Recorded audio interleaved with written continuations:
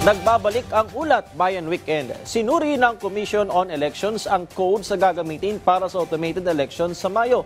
Tinitiyak din ng COMELEC ang kaligtasan nito laban sa mga hacker. Yan ang ulat ni Bernard Ferrer. Bilang bahagi ng preliminary logic and accuracy test, sinuri ng Commission on Elections ang mga codes na gagamitin sa Hatol ng Bayan 2025. Isa ito sa mahalagang hakbang para matiyak na maayos na tatakbo ang mga automated counting machines o ACM na gagamitin sa eleksyon. Layunin nitong ma-certify ang mga codes at siguraduhin na walang bug o error na maaaring makakaapekto sa resulta ng botohan. Kabilang din sa pagsusuring ito ang pagtitiyak na ligtas ang sistema ng automated elections laban sa mga hacker.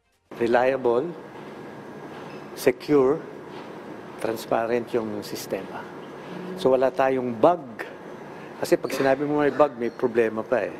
Sa IT practice, lahat ng possible bugs, even yung mga backdoor, chinecheck yan ng ating mga source code reviewers.